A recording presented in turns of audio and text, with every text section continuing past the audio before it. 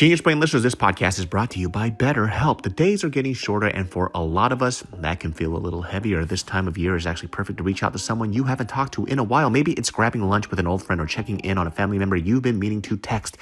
Every time I do it, I end up thinking, man, why didn't I do this sooner? Therapy can feel the same way. Hard to start, but worth it. BetterHelp makes that first step easier with licensed therapists and smart matching that actually works. This month, don't wait to reach out, whether you're checking in on a friend or reaching out to a therapist yourself. BetterHelp makes it easier to take that first step. Our listeners get 10% off their first month at betterhelp.com/genius. That's BetterHelp, HELP.com/genius. Why and in what world does our child or your kids or my kid, why do they have to carry this burden that we haven't fixed ourselves? We try to therapize ourselves and try to fix the things that's wrong in our personal lives with our parents through our kids. And I know for a lot of people, it's like, well, you're supposed to fix the problems that you had in your parents' life and put it to, no, those are two different things, right? In 5, 4, 3, 2, 1. What's up, everybody? Welcome to another episode of the Genius Brain Podcast, the solo edition, because I am here home for the holidays, close to family. And if you guys noticed from the last episode, or if you've heard anyways, Genius Brain will be ending sometime next year, early next year in January. But before that happens, I am going to roll out my own episodes of Genius Brain, basically with Ed. So we're going to have 4 more episodes before that kind of wraps up and I start this new journey. Until then, or until we start getting more studio time, I am doing these solo episodes. And I kind of filtered through some of my emails to see what people are asking that I could cover when I do these one-on-one solos. And a very interesting topic came up that I do want to discuss that I don't think I really kind of spoke about in detail, right? And if you're wondering, like, number one, doing these podcasts alone and talking to a camera by myself is very fucking weird. I look like an idiot. Like, I kind of want to know what I look like from the side, from somebody else's perspective, as I'm speaking into a lens and a person isn't here. But I've been able to do this talking stuff pretty well because I used to, or originally I wanted to get into ministry as a career, among other things. But ministry was a huge part of it when I used to avidly go to church. And then along the way, I found out that I'm a piece of shit. And the responsibility of going into ministry was something that I personally couldn't handle. There was a lot of Korean drama that kind of went on with that, which I'm pretty sure I've discussed on the podcast with Ed. But if you guys want to go ahead and hear this part of the reason why I stepped away from the church,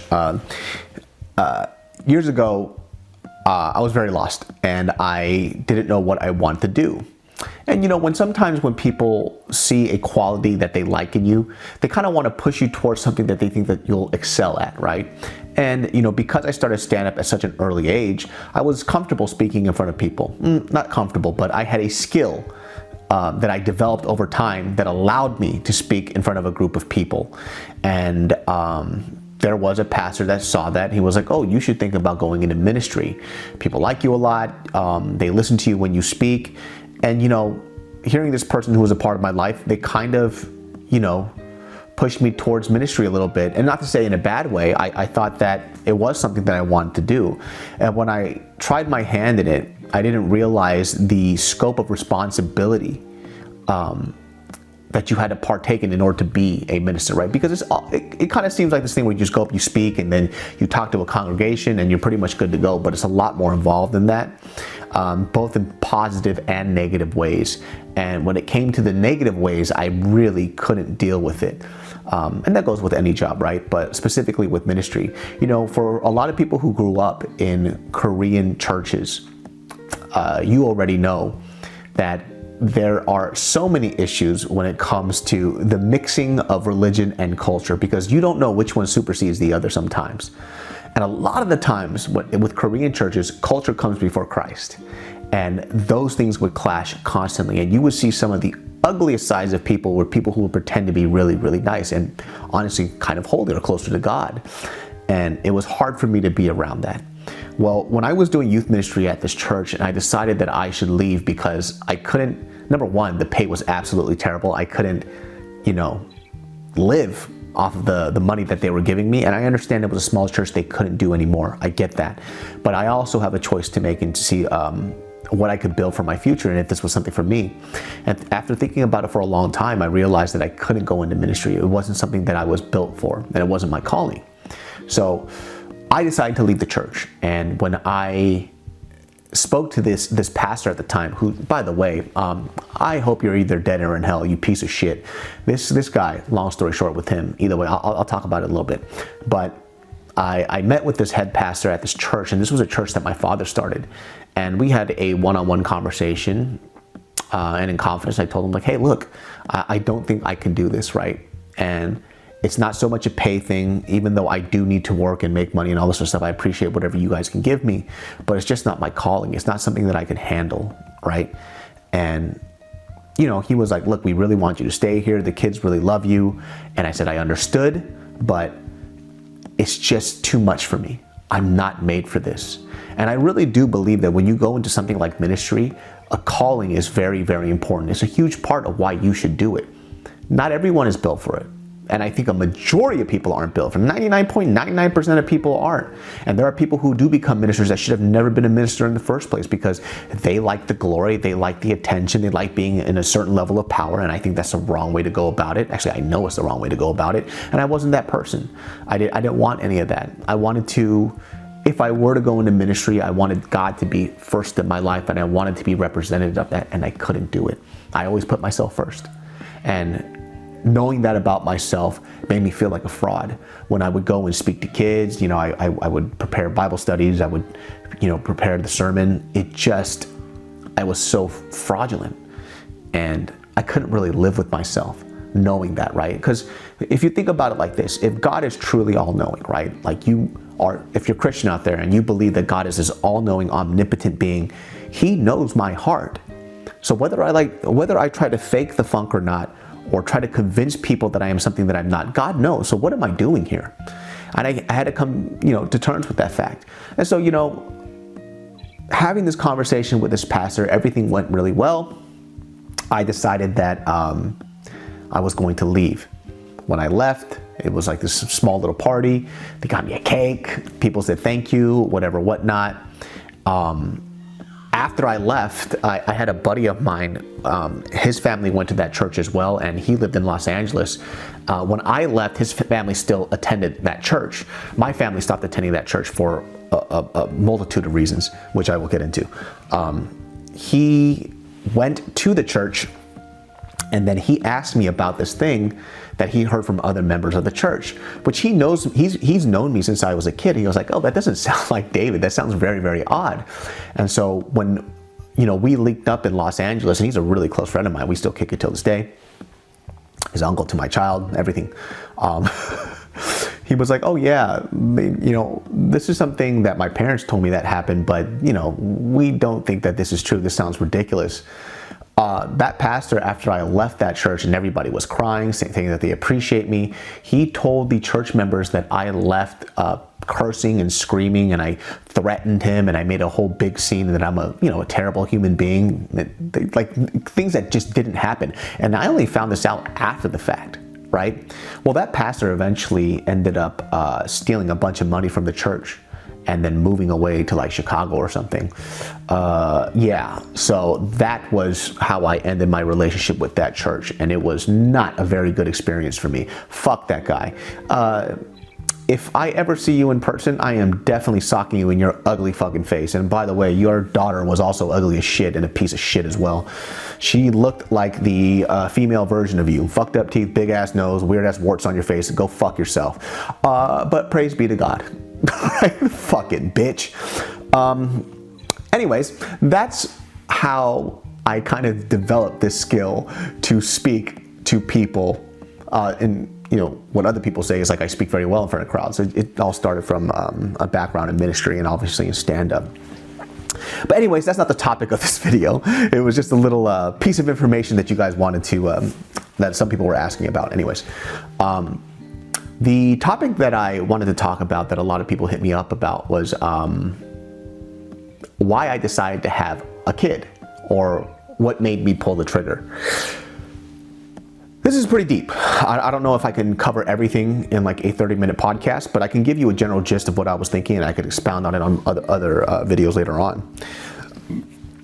I actually wanted to have a kid prior to COVID. Mariel and I planned out when we should start trying, and it was basically during COVID. Before COVID. And we had a trip planned out to Vietnam with our friends Lynn and Vince. And this was before we were both going to have kids, and we wanted to do this trip together. She has family out in Vietnam. They were going to show us around for about a month, and it was going to be the cap to our life without a child. Then COVID happened. It kind of put everything to a halt. It was a very scary moment. I know a lot of people decided to have kids during COVID. We decided that it wasn't right for us. Specifically because there was a lot of stuff that I was going through that I didn't know that I was going through in personal relationship stuff, and mainly just with myself. Up until that point, before COVID happened, I was running full steam at 100%, maybe 1,000%. And I didn't realize how much time I haven't been giving myself or to develop myself anymore. And I was kind of in this place when COVID happened. The whole world stopped, all my work stopped. I couldn't really do much besides maybe podcast once a week. That it was the first time in my life that I got to, or not in my life, it was the first time in a very long time where I was allowed to sit with my thoughts and reflect on my life. And it was a very jarring experience for me. I'm not sure if a lot of you are like this out there, who are always on the go. I feel sometimes we bury ourselves with work so we don't have to pay attention to the things that we need to fix in our personal lives. And that's what I was doing. Acting, auditioning, opening up new businesses, creating new content, doing everything that I could just so I didn't have to focus on these like flaws and these glaring holes and these issues that I had. And I wasn't really doing it on purpose. I think that is just a lot of our like natural defense mechanism is to kind of deflect and do other things. Well, when COVID happened and everything stopped, I was left with nothing but my thoughts. Mariel had to work, right? She just switched to remote, so her life continued the way that it was in terms of like her work schedule. For me, I was just sitting around with my thoughts. There was a point where Mariel saw me just swing on a swing outside in front of our house. I ordered it from Amazon and I hooked it up to this tree out in front of this house that we were renting. And I just had this blank stare where I just kept swinging, staring off into space. And the funny thing is, like, she was recording me and she was laughing, but I was having like a small existential crisis. It was kind of like this moment of like, who am I? What do I do? What am I doing here? I can't believe that I thought I was gonna have a kid. You don't even know who the fuck you are. And I think like, if I had had our son at the time, I don't think it would have been a good choice.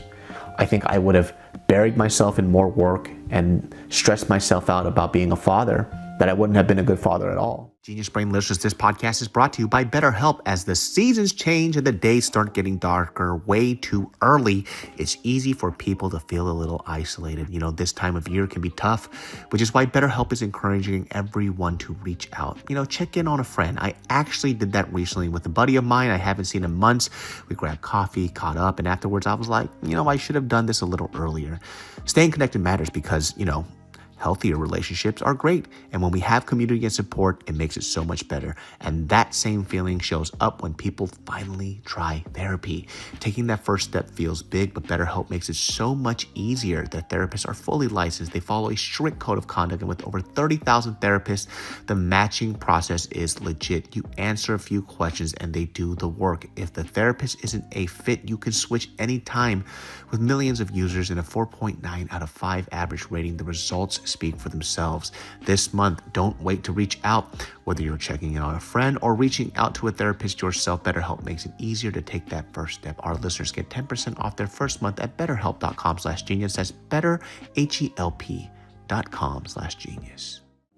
Well, when COVID happened, I had to like be with myself. Take a look at my life and say, hey, number one, are you proud of the things that you've done? Are you proud of the things that you are planning to do? And do you even want to be in this position that you're in? And the position that I'm in and I'm speaking about is me as an actor. I spoke about this 1,000 times. As an actor, being in entertainment, what I'm doing in entertainment, how I want to live my life, who I want to spend my time with. And it was something that I really, really needed that I didn't know I needed. And I realized that I was actually very unhappy. I was extremely unhappy. I kind of built myself like an office job, and I kind of became this like content creating machine, and I didn't know for what. I had this thought about what YouTube meant to me and what going into traditional media meant to me, and I kept trying to convince myself because of what other people said too. Like I said, I don't want to keep going into this. You've heard this on the last podcast of, I thought that, this other career outside of YouTube was something that I wanted, and it wasn't. I realized that I wasn't as close to my wife as I thought I was. I realized I didn't know my wife as well, which led to us fighting a lot, arguing a lot, going back and forth on a lot of these issues. And it led to us going into couples therapy. It led to us fighting a lot more to get to know each other a bit more. And as much as I thought that I knew my wife, I didn't know myself more than I didn't know who she was.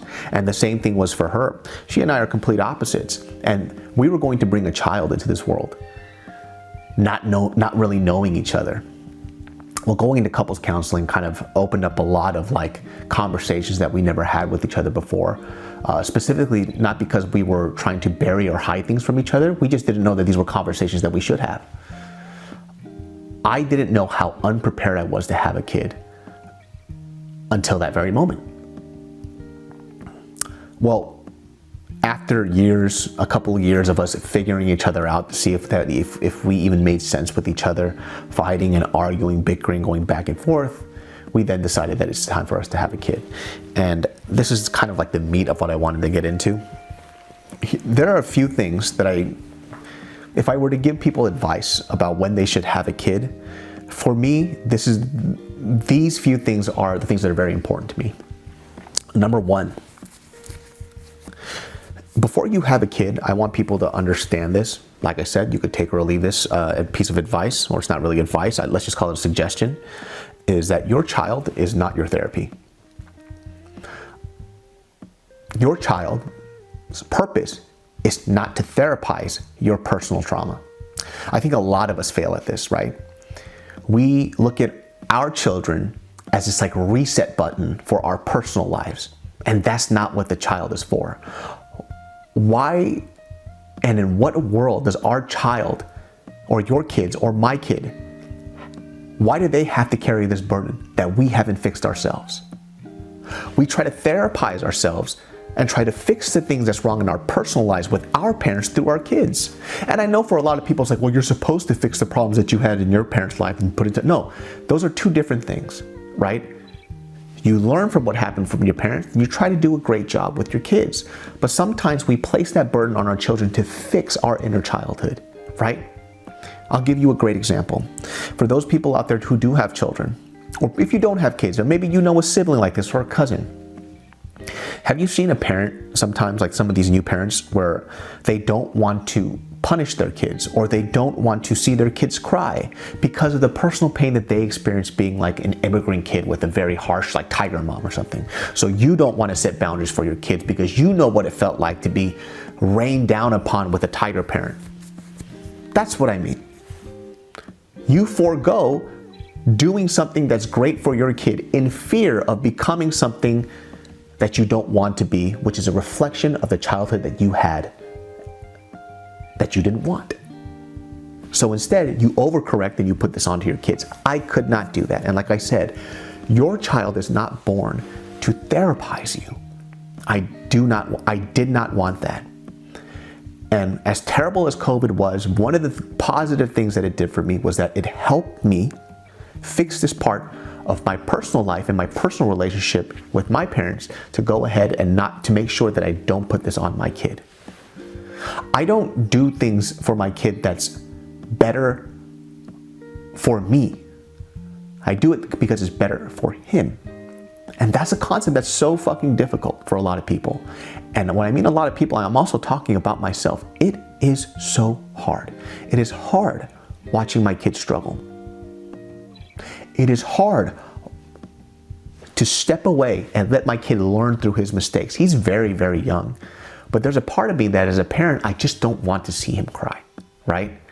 But then I have to take a step back and say, hey, David, are you doing this for you so you don't feel discomfort, or are you doing this for your kid because you want him to grow and develop? And that's a personal struggle that I think all parents go through. And this is what I mean by not trying to therapize like myself through my kid. There are so many things that happen between me and my parents that I don't like. That's absolutely terrible. But I always have to remind myself not to overcorrect.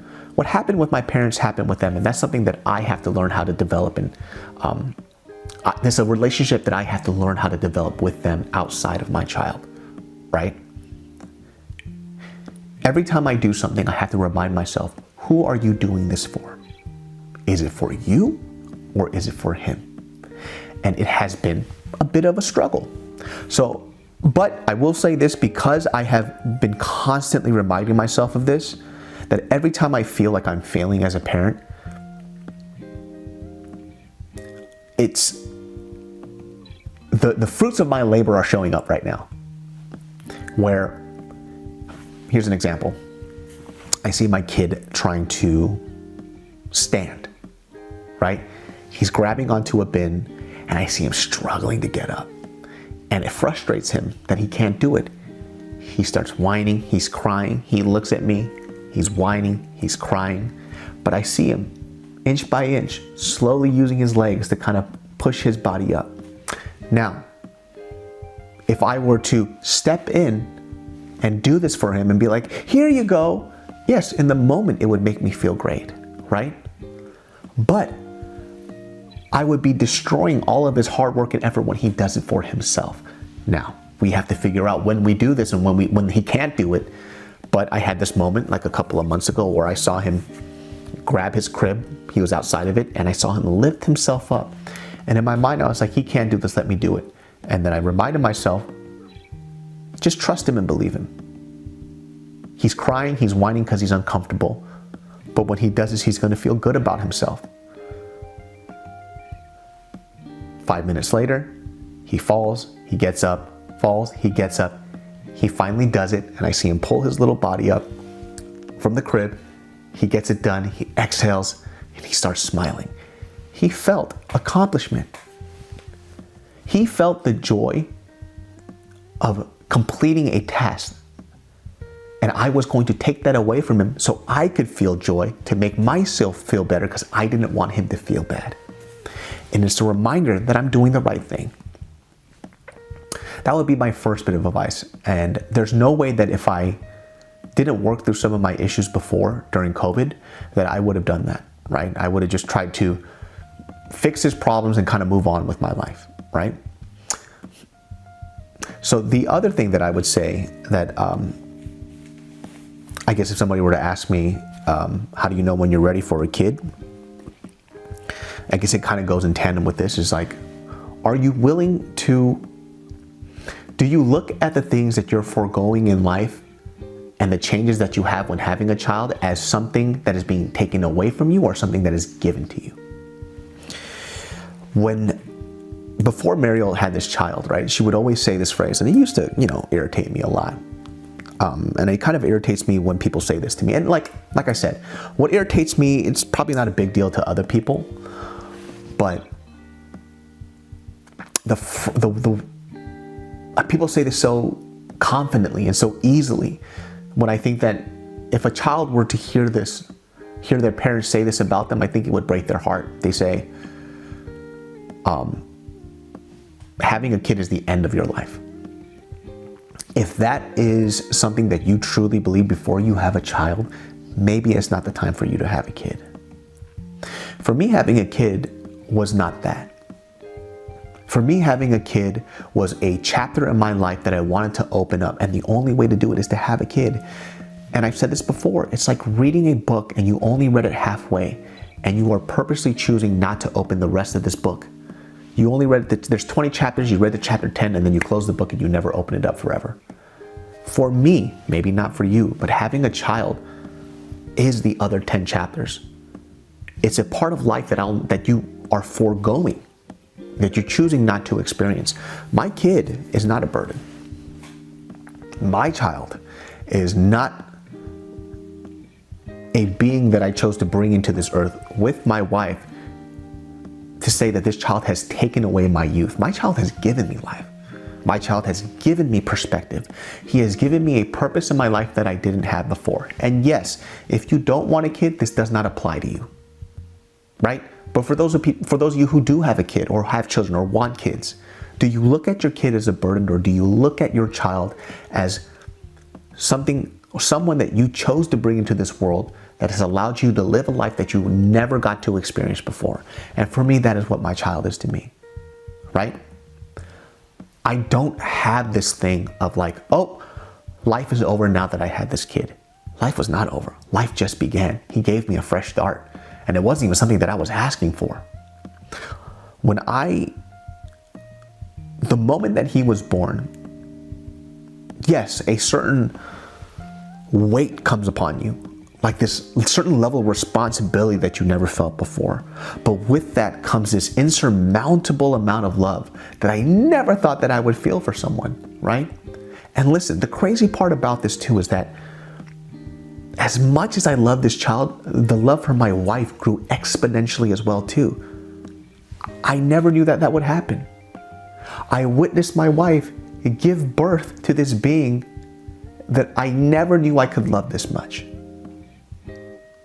That's something my wife did. She went through labor. She went through 9 months of pregnancy, throwing up, being dizzy, being exhausted, tired, forced this child out of her. She went through so much to have this kid, and she's able to look at this child as like, wow, thank you for coming to this earth. Thank you for being a part of our life. This is an experience that I never thought that I would have, or I never thought that would have rocked my world so hard. My love for my wife grew because of the sacrifices that she has made personally on her body to bring this kid here. I don't know, like women always have to joke about it, like, you know what I went through? Motherfucker, I do know what you went through, okay? I do, I get it, I see it, I saw it. I literally saw it. I fucking almost passed out, Jesus Christ. You know? But yes, if bringing a child to this world seems like a burden to you, maybe it's not the time for you to have a kid. The other thing I would say that is a piece of advice that I would maybe not so much give, that I would dispute, is that a lot of people in the older generation say you should have a kid because it'll help you grow up. Not necessarily true. If you're a piece of shit, you're a piece of shit. Now you're just a piece of shit with a kid. That's it. Sorry. You may think that having this child forced you to grow up. Not really. You stepped up to the plate and you got things done, but it doesn't mean that you became a better person instantly because of your child. I don't think that happens at all.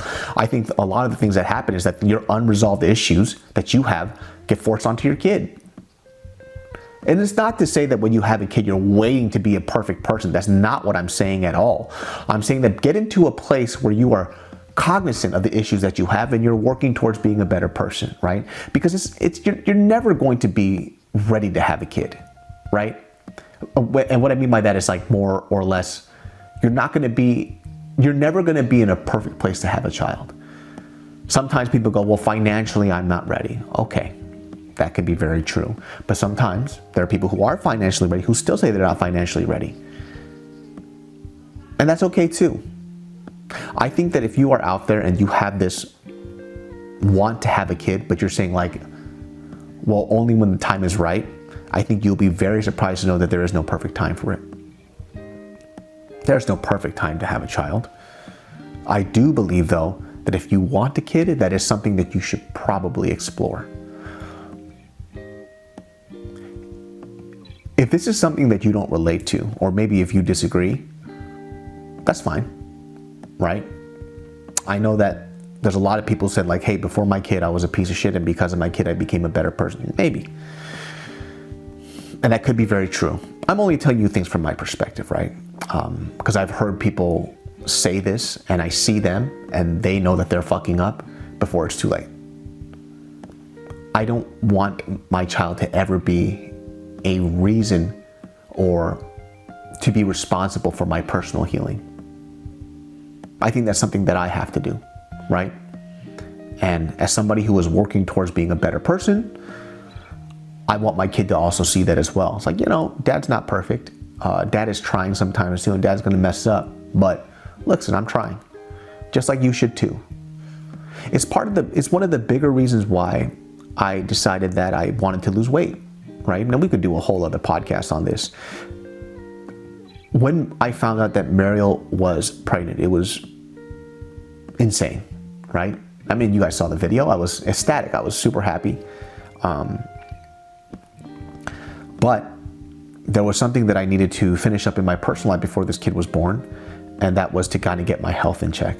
Now, at this point, I had already lost, 70 pounds or so, 60 pounds, but I wasn't quite there yet. And I'm not talking about aesthetics, right? I was like 227 pounds at 6 feet tall. Not bad for if you're like muscular, but I didn't have a single muscle on my body. Athletic in terms of like what I could do personally, but that's just because I played sports my whole life. But I wasn't fit. I wasn't even really healthy.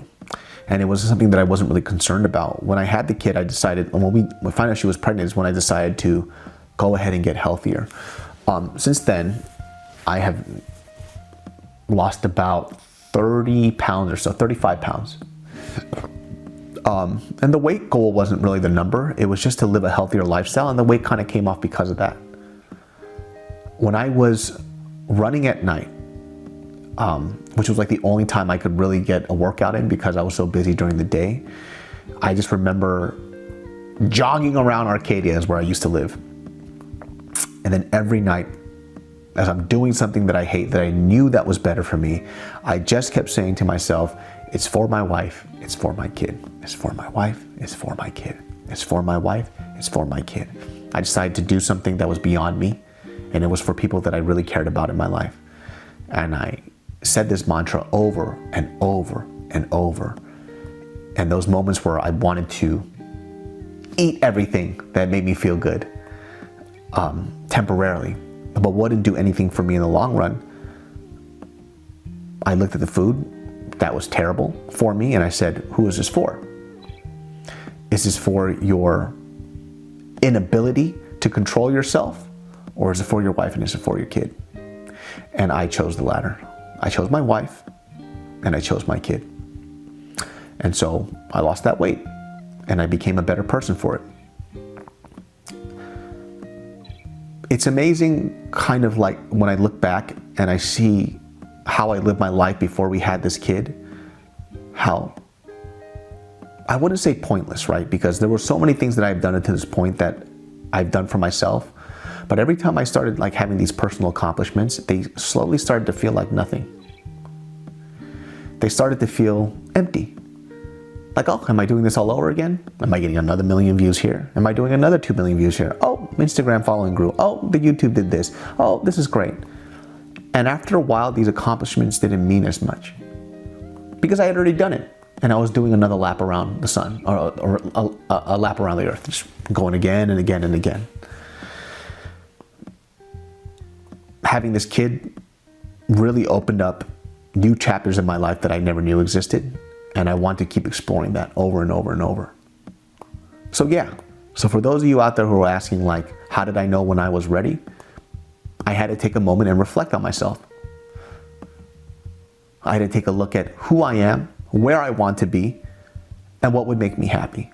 Once again, I've said this a million times already on this podcast. I don't know if this applies to you, and if you don't want a kid, this is not the podcast for you.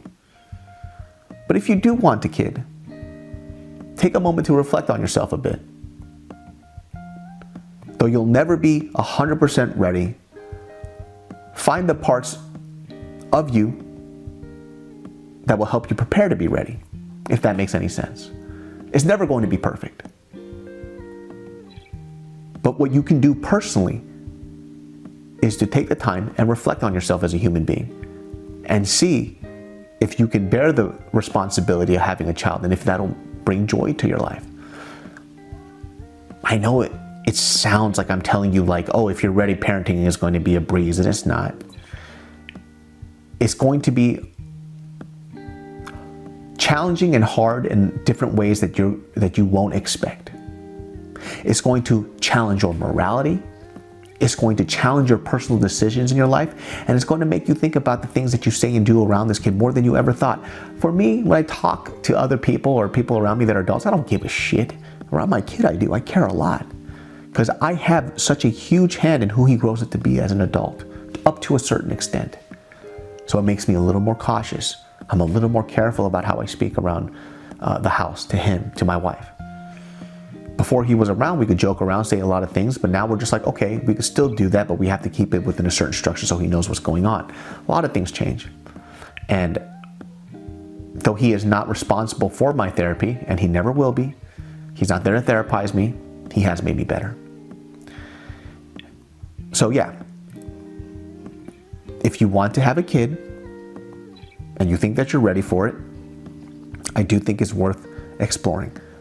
But work on you first and get yourself to the point where you are ready to have a kid to the best of your abilities.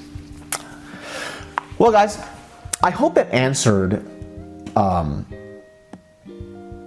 lot of the things that you were wondering about when it comes to being ready for a kid.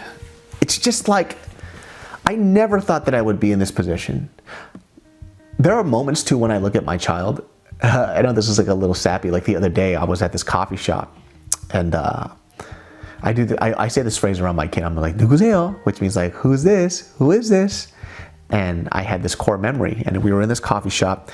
He was sitting in my lap facing me. And he grabbed my hat. And I would pull it down and I'd go, 아빠 어딨어? Which means, where's daddy? And he lifted up my hat and he starts smiling. And I remember just looking into his eyes, watching him hold like the brim of my hat. And I couldn't stop crying. It's like, you just feel this overwhelming sense of joy, pride, and just gratefulness that you have somebody in your life that cares and loves you the way that you feel like you don't deserve sometimes. These are like things that I would have never experienced without having this kid. And I'm just very grateful for it. Oh, it's so weird, right? You know, the other day, I was like, I guess like I was with our kid, and it was at a coffee shop. I love coffee shops, but I was playing with our kid and just having, you know, just looking at our child and just like smiling at him. And this woman walked up to me and she was like, "Oh, you really love your son?" And I was like, "Yeah, of course." But I don't know, something struck her where she was just like, "Yeah, it's just a really beautiful sight to see." And her saying that made me feel so happy that other people can see the joy that this child kind of brings into my life without having to say it. Oh, it's such a crazy experience. I hope one day if you guys do want kids that you get to experience that. It doesn't mean that I'm not going to discipline my kid or set structure for him. He doesn't rule me. You know, I'll rule that motherfucker. But like I said,